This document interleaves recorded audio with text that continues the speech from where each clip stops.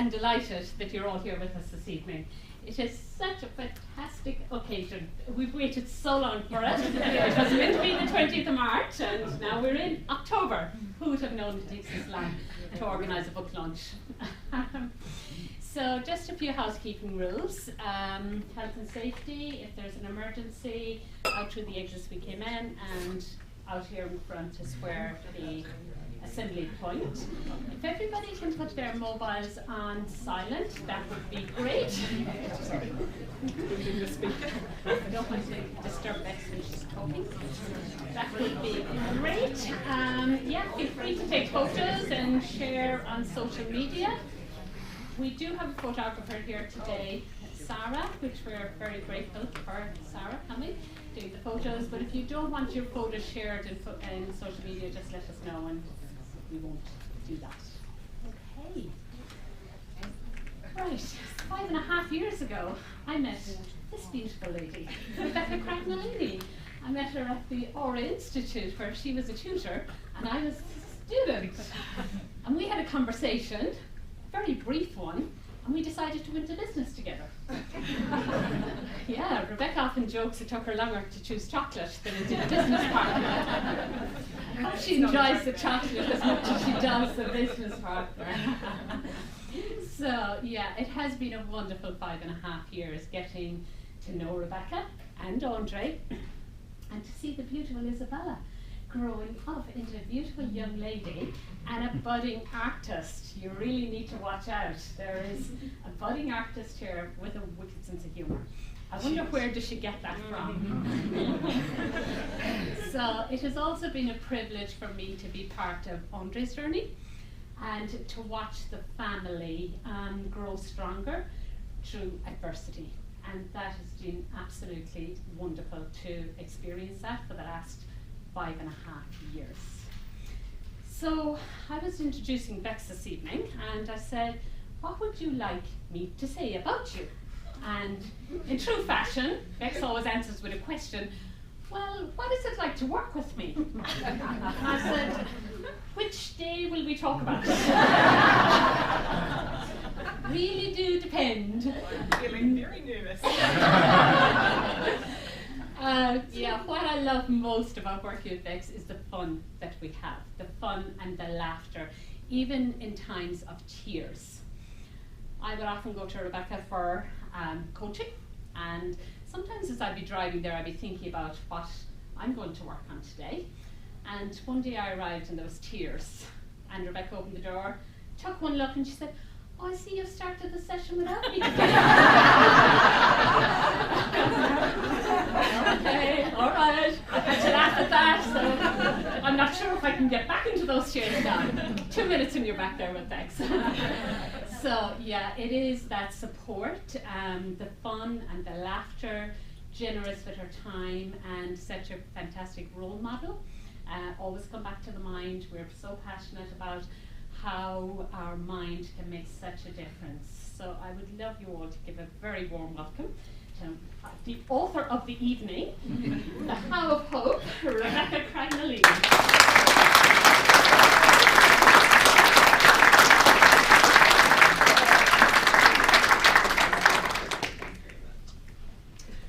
So for all of those that joined me with the virtual book launch, you'll know that we travelled back in time to 2008, January 2008.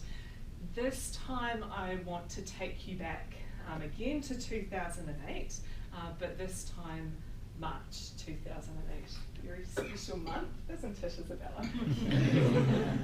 And this time you'd find me walking up and down the corridors at Homerton Hospital in East London. So normally there'd be a spring in my step when I'd be walking down these hospital corridors, because I worked there as a case manager in a community mental health team. And there'd be a spring in my step because I'd be on the way to the cafeteria.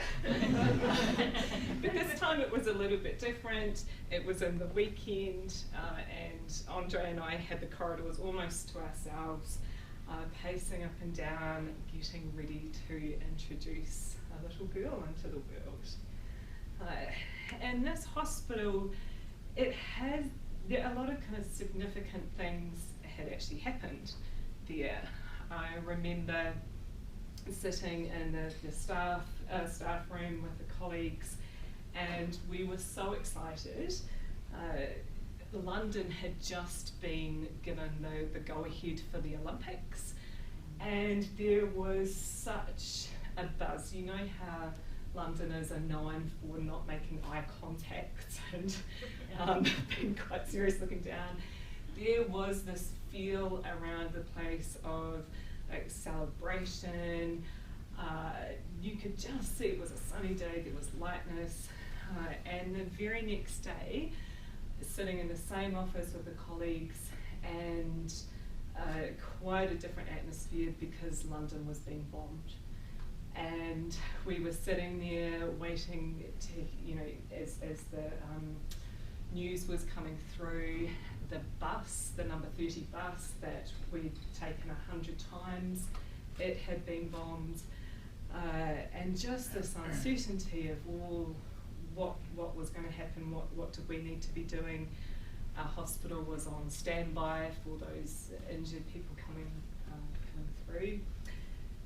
But I did notice that for a few weeks there was this kind of connectedness. It was kind of unspoken, but you could feel it. You could feel this kind of connecting with others around you, and this kind of compassion, like when you were taking the tube, there was this shared understanding of, yeah, this does feel uncomfortable, and we have been through a bit, haven't we? So that was something that happened at the hospital. Another thing that happened at this hospital was getting to see up on the screen, and hear a heartbeat for the very first time. And this little bouncing beam up on the screen. And Andre and I were just bursting with excitement, weren't we? Like it was just, we're thinking, how do we wait 6 months for this baby to come into the world? We just watched, well, we didn't know she was a she then, but we wanted her into the world. And I remember bumping into a colleague there, we're like, oh, sit down, like come and see the first photo of our baby. And then 6 weeks prior, at the same hospital, we were also, it was where Andre's heart was checked out, because that was when he had taken, come on in, welcome. We just have everyone look at you. Welcome, welcome. We saved the best seats for you up here. Good to see you guys. So yeah, we were at the hospital because his heart was being checked out because 6 weeks earlier he had attempted to end his life. He had thought that people were against him. He thought that he was this terrible person. He thought people were going to kill us and that he sort of wanted to get in first. And this day we were pacing the corridor. I wonder if we might just want the curtains pulled. I see some people squinting a little bit. Thanks. Amazing. Cool. Thank you. We want people to be comfortable here tonight. So, yeah, but this day we were pacing up and down the corridors with the contractions had started in the early hours of the morning. We'd arrived at 7 a.m. at the hospital thinking, right, action stations, and they were saying, no, actually, this isn't impressive enough. We need to induce you. So, yeah, we were into the afternoon as we were pacing the corridors, and then by the early evening, things really were beginning to get tough. Finally got to go to the maternity or the labour ward, and the relief of being given an epidural. If we knew what the doctor's name was, we may have well named Isabella after the person, really.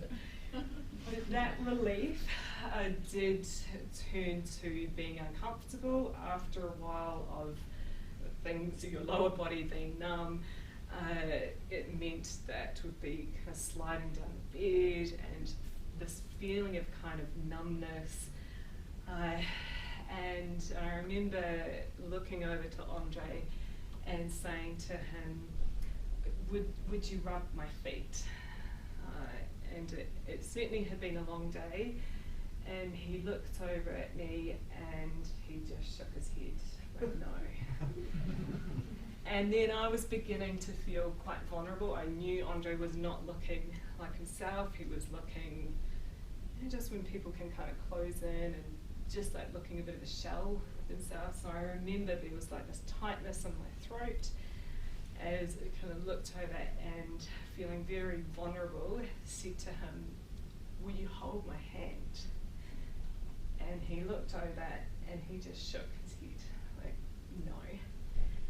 And I don't think that I've ever felt so rejected, so kind of alone, so anxious, like, what does this mean? What are we bringing this baby into? What does the midwife here, what does she make of this new dad to be here? And yet I was also very grateful. I knew that Andre was struggling, and just very grateful that he was still there with me. So eventually, more hours down the track, we did make it to the theatre. I was going to have a forceps delivery. And by that time, I was just, you know, my body, when she was out, just the relief. But also, I was a mess. I was trembling, you know, probably been given lots of medications. And I couldn't hold her. And after shortly, her going off doing whatever the staff need to do, she was handed back to Andre. And I will never forget that he was holding her like this and just beaming, just holding her and saying to me, can you see her? And I was like, yes. And just feeling all this warmth going through my body and just thinking things might be tough, but I just think everything is going to be okay. And to see that shift in Andre, and from just absolutely not being himself, and in those matter of minutes then, how he could just change into looking, he looks such a natural father. I mean, we haven't been around babies much, have we? But he looked like just such a natural bear, holding her and looking so proud. And I don't think I knew it at the time, but I knew I'd kind of witnessed something important, because I knew that what I was seeing, it wasn't all those things that must have brought about the change, those things that we know we're meant to do in terms of mental health. So it wasn't like there'd been a medication change. It wouldn't have been, you know, we know that exercise is good for our mental health. Something else had shifted in that moment. And that's, didn't know it at the time, but sort of 3 years on, that was when I started getting more of an understanding of what might have been happening there. And those two things, I'd be quite keen to share with you tonight. The one thing is about what's going through our mind, because I did ask Andre, I asked you recently to know what's going through your mind when she was born. And well, earlier on in the day, he was thinking he wasn't in hospital, these weren't doctors and nurses, I wasn't in pain. And I said, what about the moment when she was born? And he said, oh, it's really hard to kind of remember because of the state, you know, I was in at the time, but I do remember thinking, she's cute. And she was. in terms of what we then, when it was both of us actually started learning about the difference in the mind. So what was really helpful for us was understanding like the difference between a thought and a belief, and the different parts of your mind that work there. Because really those last 3 years, although things had improved, like Andre was working, there were certainly happy times, but I think for both of us, we were thinking, there's got to be more than this.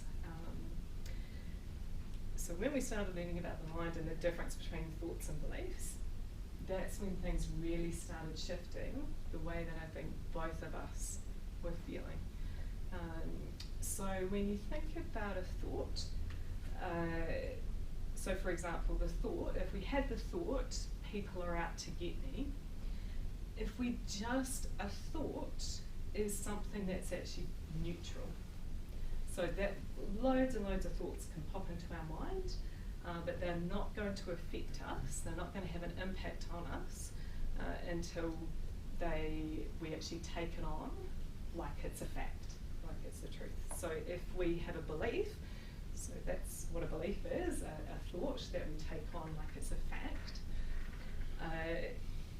So once it's actually a belief, if we believe people are out to get me, that's really going to change the way that we're feeling.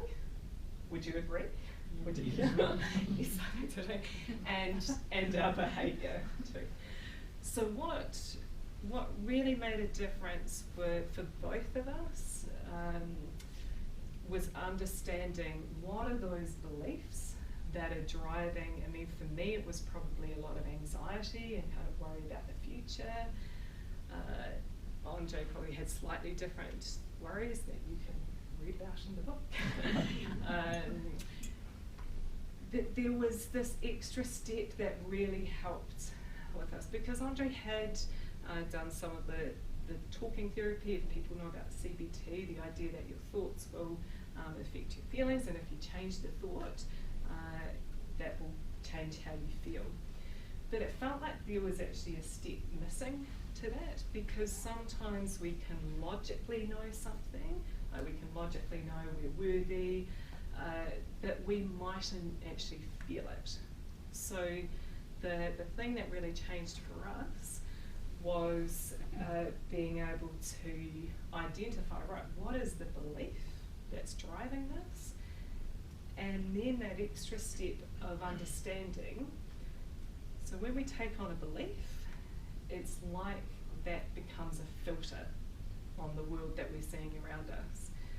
So we actually, that filter takes away possibilities from us. So the possibilities of being calm, being relaxed, possibilities of seeing things in a different way. And the steps that we were using that really allowed us to see those beliefs, what sorts of possibilities were they filtering out for us? And if we were to experience them, what would have we been seeing? What would have we been seeing and hearing and feeling? And I think that's what's made a really big difference for us. The fact that we can't sometimes think our way out of problems. That do I hear an amen there? Really? Okay, we've got a debater here today. So yeah, because the thoughts, that's the cognitive, like the thinking part of our mind. The beliefs are on that automatic part of our mind. So the part that's storing our habits as well, the kind of automatic part, and that part needs to really experience it. It needs to experience it in a way it understands. So things like, well, what would I be seeing? What would I be hearing? What would I be feeling if I had a different belief? And that's really what kind of has allowed us to not just think differently, but actually feel so much better. So the other thing was to do with where we were putting our focus. And so certainly back to being in hospital, Andre was focusing on all these things that looking at and focusing on things that he felt were against him. What we saw when his energy totally changed was him focusing then on Isabella. And it sounds like such a simple concept, but I certainly find that I need to keep reminding myself that and noticing that with others that we work with, that sometimes when we are feeling uncomfortable, we just need to shift our focus of focusing on what are those things that are actually going to be bringing about what it is that we're aiming for. So in case anyone in the room is keen to be, I don't know, getting themselves to another level or feeling even better, we have got that in your mini goodie bag. Have anyone had a little rummage in there? I wonder if anyone's got one, and I might just. Oh, thanks. Oh, what have we here? A chocolate break. You have got inside. You don't need to be filling this out now, but just to let you know that it is in there. This is this thing that can be bringing your focus to what it is that you want. Without realising it, I was certainly focusing on the things that I didn't want. I didn't want to be worried about finances. I didn't want to be worried about, what was life going to be like with Andre. You know what I mean. You're very loved. And so, in the virtual launch, we did that exercise, didn't we? Where we asked you to look around the room and be looking out for all the things that were red, because in a moment we're going to be asking you to close your eyes and see how many things you can be recalling. And then who remembers the cheeky thing I did? Oh, you guys not paying attention during the just as while we're doing it in person. That was a toilet break. That was a toilet break. Oh, right, you might be having a toilet break during that exercise. So the next thing that, when you had your eyes closed, it was saying, right, recall everything that you saw around you that was blue. And people are like, oh, cheeky. I've been looking out for the red things. What were the blue things in the room? And then we said, okay, we'll have another go then. So look around the room and look for everything in the room that's green. And then close your eyes and, okay, then open, oh no, keep them closed, that's right. And then recall all the things that were green in the room. And so what do you think? Well, we were getting comments in the box to show that people were listening. What do you think happened? How many people think that for the first time, when people had been looking out for red, but then I asked them to think about blue, who thinks that people recalled the most number the first time round? So hands up if you think it was the first time round. Who thinks that it was the second time round when people were focused about, well done guys, very good. Yeah. So that is that reminder for what our mind focuses on. It tends to bring more and more of that about. So why not have the mind focused on what you do want in a way that it understands it? So the mind doesn't, well, the cognitive part of our mind gets the concept of things not being there, but we need to make sure that things are in the positive. So rather than I don't want to feel tired, I don't want to feel stressed, it would be things like I want to be feeling grounded in my stomach. I want to be looking in the mirror and seeing a smile, or so all the things. That way the mind goes, yeah, I know what you mean, and I can focus on more of that, bring about more of that for you. So So that's what this dream envelope is about, if you choose to use it, to be writing down what is it that you would really be liking. Writing down what you'll be seeing, what you'll be hearing, what you'll be feeling. And so if it was, I want to be winning $1 million, make sure that you're writing down what things you'll be seeing, hearing, feeling when that happens. And then literally putting it under your pillow at night. Because I've done this before, and the dream envelope is even more generous than the tooth fairy.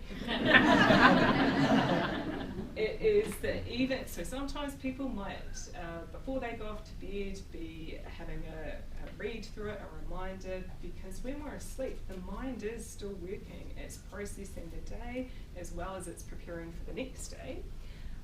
Or if you don't want to do that, even your mind will remember that it's underneath there, and that can be bringing that focus into your bedtime routine, so these things start appearing in your life. Who's up for a dream envelope? I want one back. Well, we'll give you $1 million. You're welcome, you're welcome.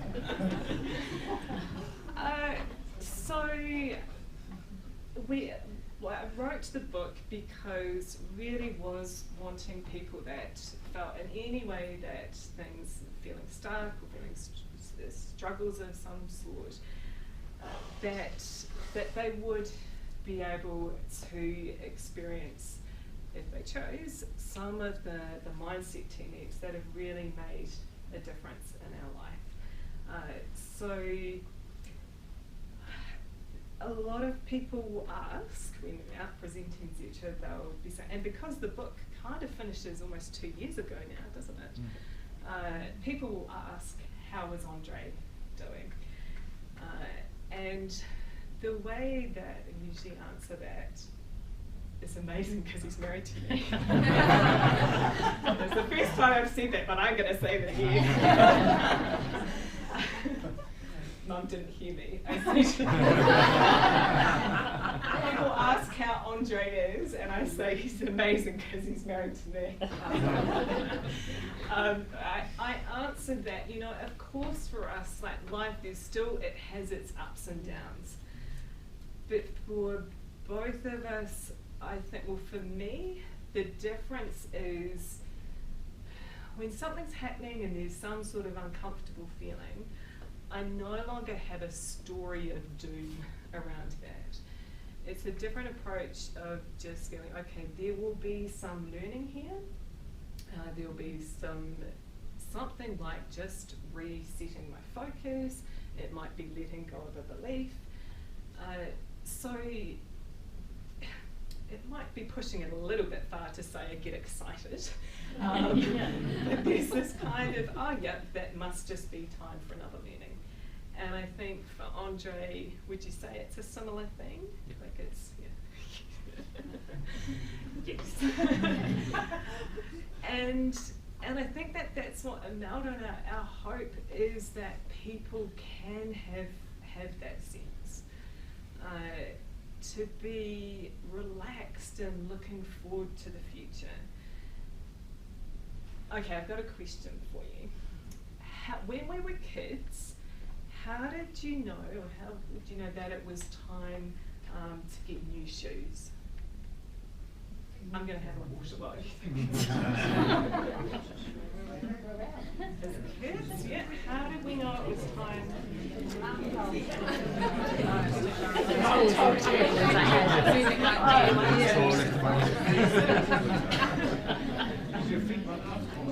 Hey, we've got an answer here.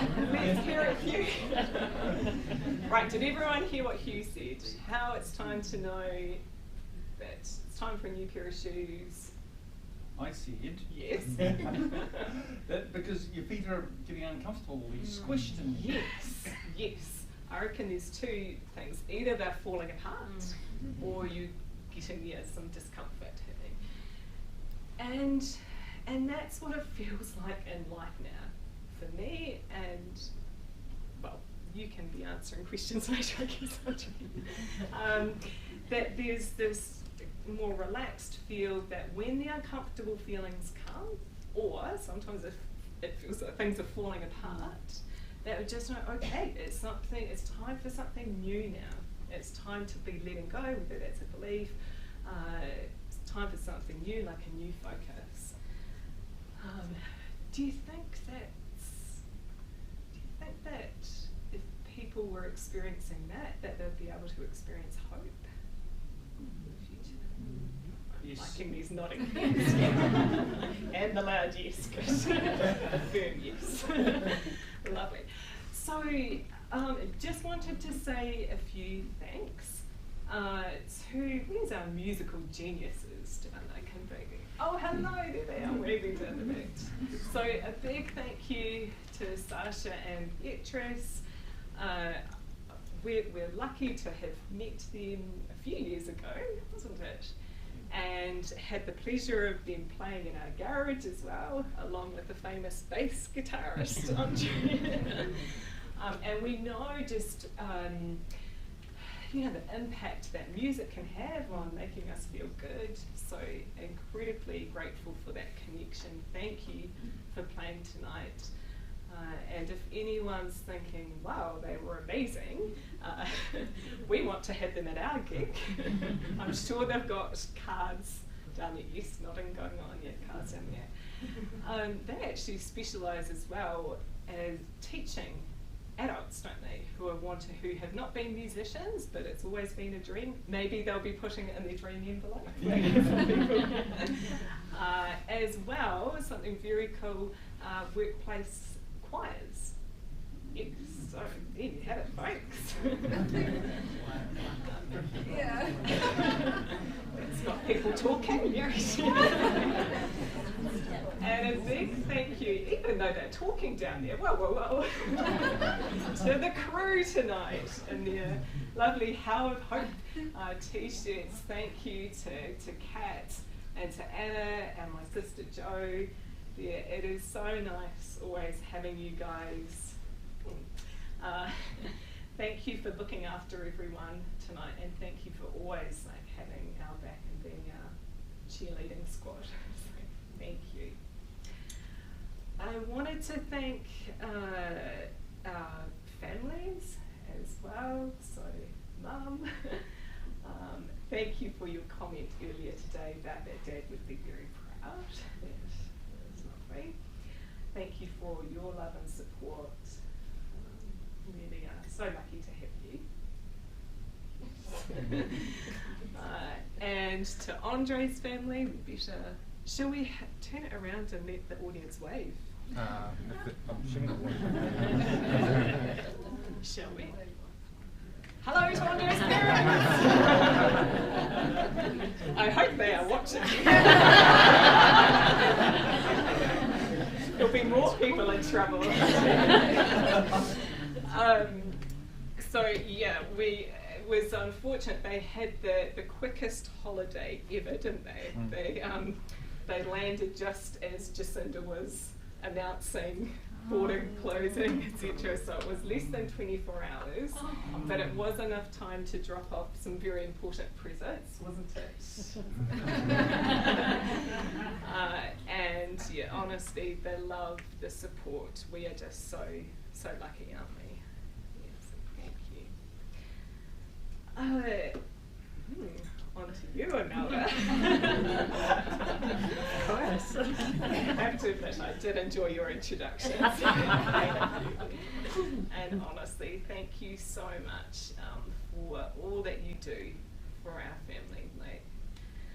We've got Imelda on speed dial, so I had a session with Imelda before, a few days ago, wasn't it? And it seems to be working. I am really enjoying tonight.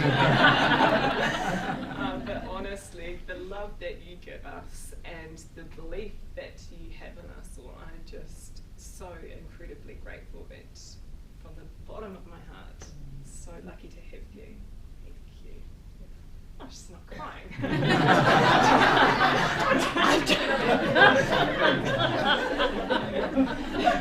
They're all gone. Fair enough. We'll bring you onions next time. And special thanks to Andre and Isabella. I know that it was a big deal sharing our story, and I do just love you guys so much and feel very lucky to be sharing my life with you, and love you guys. And finally, to all of you here today, Imelda's advice to me was to just enjoy all the love in the room tonight. And I feel it. I felt it when people who didn't want their photo taken down in the corner, I said, okay.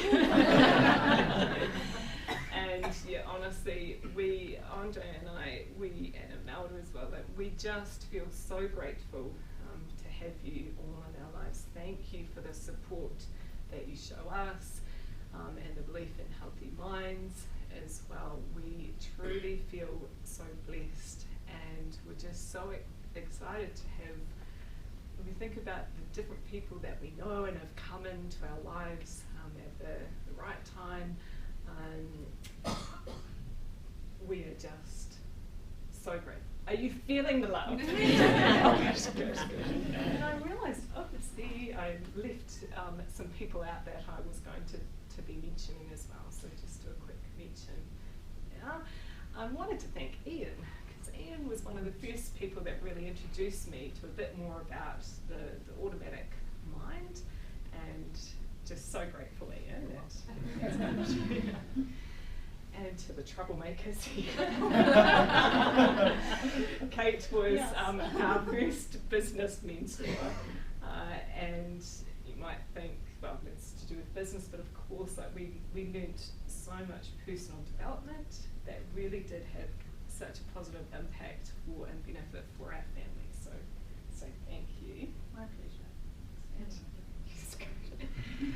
And Jackie, there she is. You were hiding from me for a second. Talk about the right person coming in at the right time. We were at, I kind of wonder if we were dressed up in vampires at the time, but at Andre and Christina's party. And it came up, didn't I?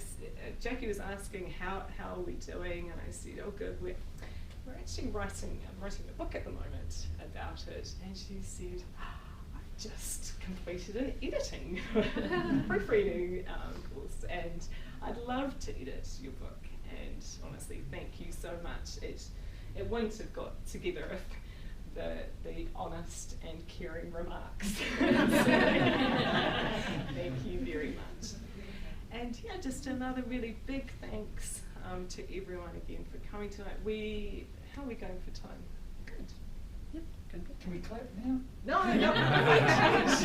Well, I'm open to multiple claps.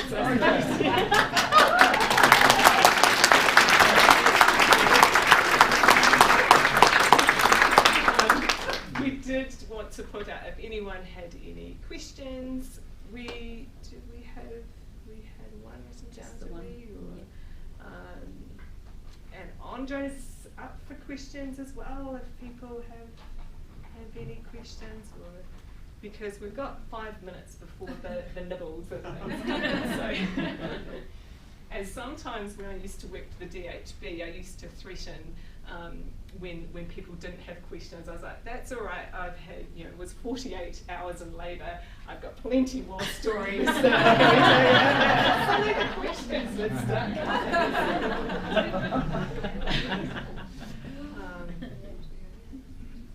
So Andre, what did you think when when Bex proposed this book to you, when she first said, I'd like to write a book and you might be the central feature of it?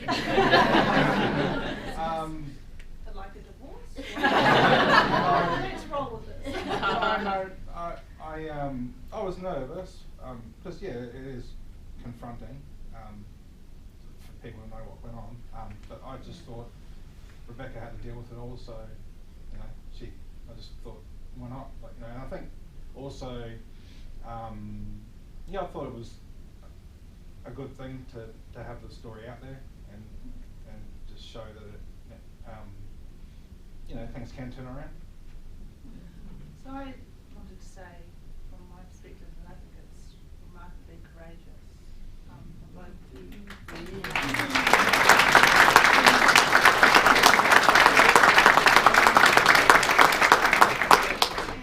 it's also generous, because it's not possible for other people to feel comfortable in the world when we don't bring these kind of stories to light.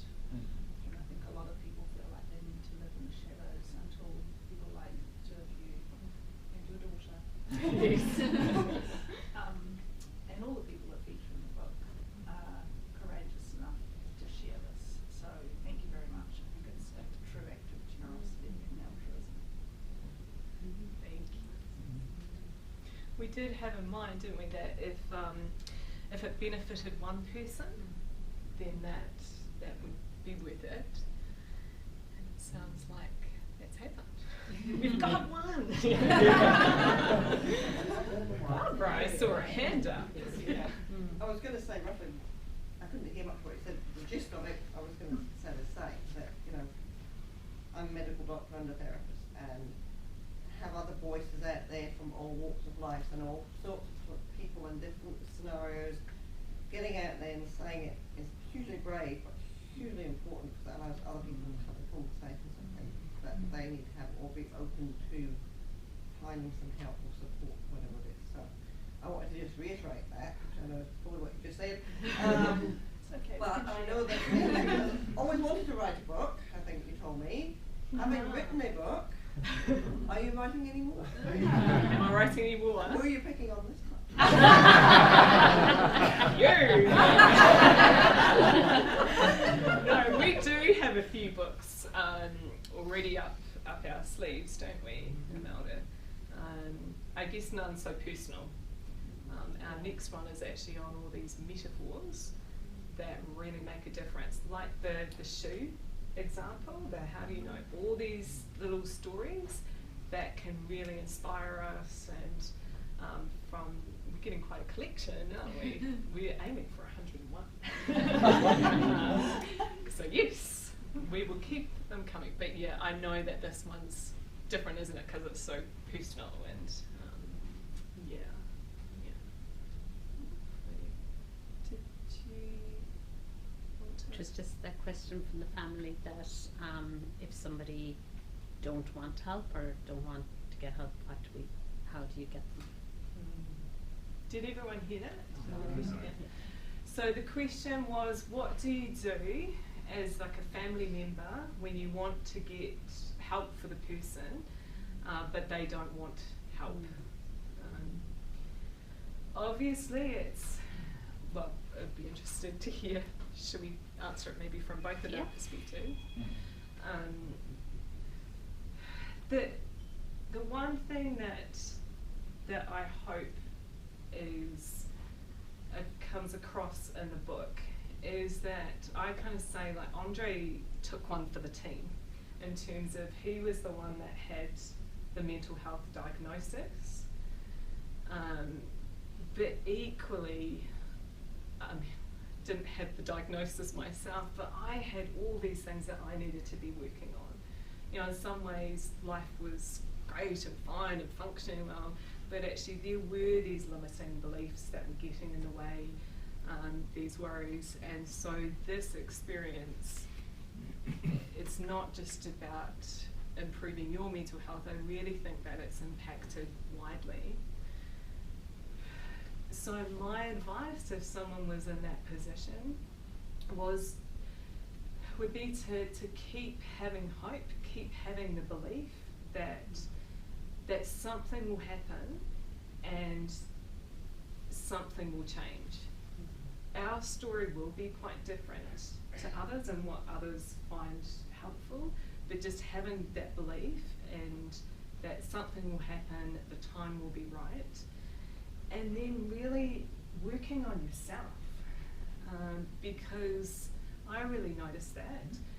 The times when I thought, right, I just have to focus on me and not be so worried and just do the different techniques, and I changed it had an impact on Andre. It can be that, almost that curiosity of, you'd normally be nagging or annoyed or something. It's different here, what's the secret? And obviously we were just so lucky then to be having Imelda to be taking you through those things. But yeah, my advice would be do the work on yourself. You never quite know in life who the learning's for. What do you think? About the question? Yeah, it's a terrible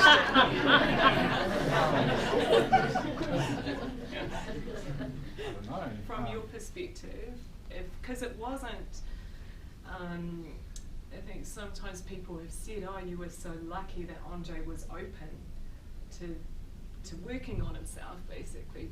It wasn't always the case, was No, it? no. So what if someone... Yeah, just hang in there, I guess. Like, just believe and yeah, just support and hope for hope that it'll they'll take that step to get help. Okay. Do you think? Oh, yes, Matt. How important was you kind of hoping for yourself versus the other people around you hoping for you, right? How much of it was you, how much of it was them? Trying to think when it shifted, because yeah, it wasn't. I think it's definitely had to come from me. I think being in that sort of mindset, it doesn't matter what people tell you. For me anyway, what people told me, I don't know. They could say, you loved, you this, you that, but it wasn't sinking in. And I don't know how it shifted, when it shifted, but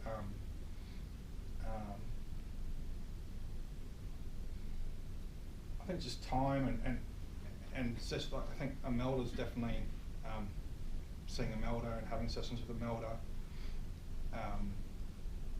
Well, even with actually Bex, when she started out doing the groups. I needed a guinea pig.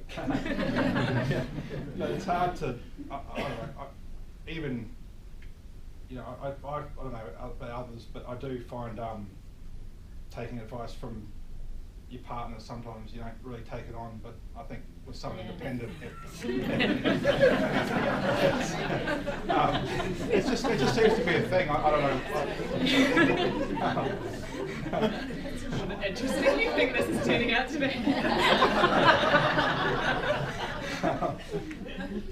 Yeah, but yeah, I think, Matt, yeah, it did have to come from me, and I think the fact that the support was always there, and knowing it was there, definitely, from family and loved ones and friends,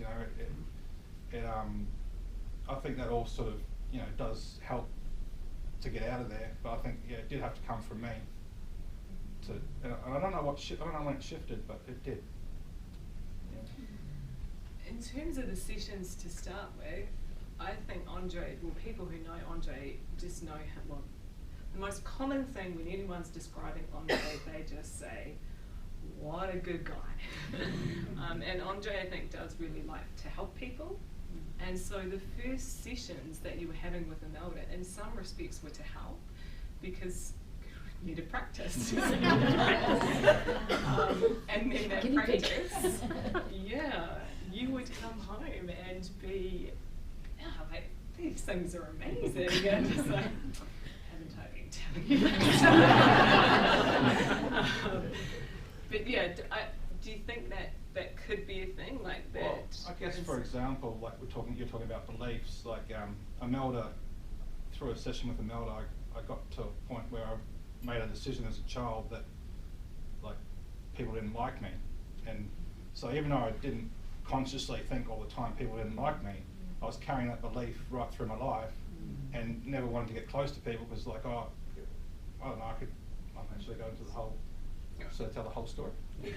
Your story. So yeah, so it was, it could be anything, but it was one thing we focused on was, you know, I was at home and the kids in the neighbourhood came around and we all had ice cream and they ran away and I got all upset and anyway, you know, it seems insignificant, but it sort of sticks with, well, it does stick with you. Those little things all stick with you through life, and if you can get back to that and just get rid of it, then you're not having this subconscious thought of people don't like me, so you know I'm not going to get close to anyone, or you know, because it's going to run away, and you know it does affect how you behave, and yeah, it's worked for me anyway. Yeah. Oh, yes, Kirsty. Just, you know, you obviously from work perspective you have a lot of mental health, working in mental health. So when you and Andre started working through the stuff going on with you guys, did you have to rethink a lot of some of the what you had learned, what you along the way? Did you sort of have to strip back a bit of that? It's definitely a different experience working in mental health and then being on the other side of it. And I think things had already progressed in terms of when I first started working in mental health when I was 18 in an assistant role, and I would definitely had quite a medical model. And then the team that I was talking about in London, the early intervention in psychosis, we were really quite psychology based, and that got my thinking changing too. There was a lot of what they call systems therapy, so where that idea is rather than the person's the problem and they're fixing, that it's all the kind of interactions of what's going on that's having an influence. So that really started changing my thinking then, and then when Andre got on well, there was this moment then we were at the emergency clinic and talking about taking medications, like, well, it was mainly just for anxiety and sleep and things to calm things down. And Andre says to the doctor, but you say like medication's not the answer, like to me.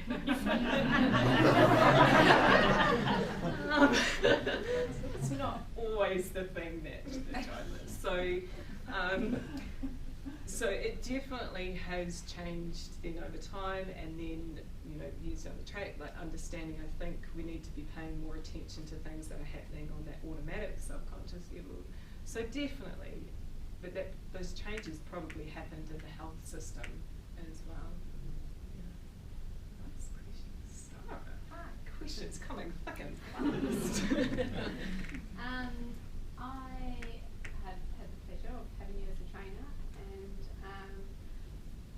I'm about to give a talk at school to young people about their own mental health, and I wanted to kind of get your perspective as to, with all the social media and all of the influences that are on our young people today, what is the one thing? Just point it down.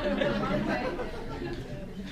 How do we solve world peace? Yeah, it's the answer to the world, universe, and everything too, by the way. If it's a tool, or if it's a mindset, or if it's a quote, I don't mind what it is, but what would you like me to pass on to them?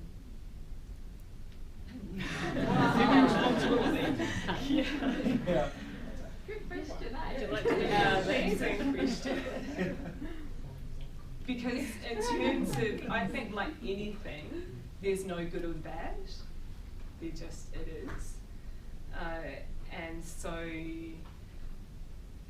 to go into it with a mindset of being able to learn from it and to really tune in to what your body is experiencing.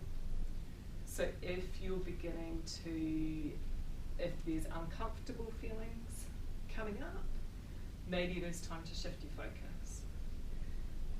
If this is prompting things, that are feeling uncomfortable, maybe what is the thought that's actually driving that, or rather than thought, I would be thinking it's a belief, but and I guess then using that as an opportunity rather than the way that we were, where I think that we were just feeling like life was happening and things were out of our control. But to know that actually things are in your control, I think that's freedom, and I think that's at any age. I like my answer. Thank you for that. We got the double clap. I think it's time to eat and drink. What do you guys think? Yeah. Oh, okay, yes. For those of us who don't have the book, how can we purchase it? Well, now that's an easy question.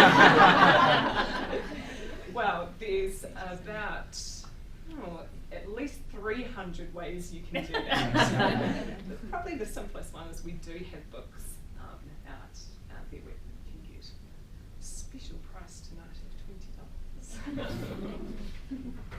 And we are keen. We want people to be having hope out there.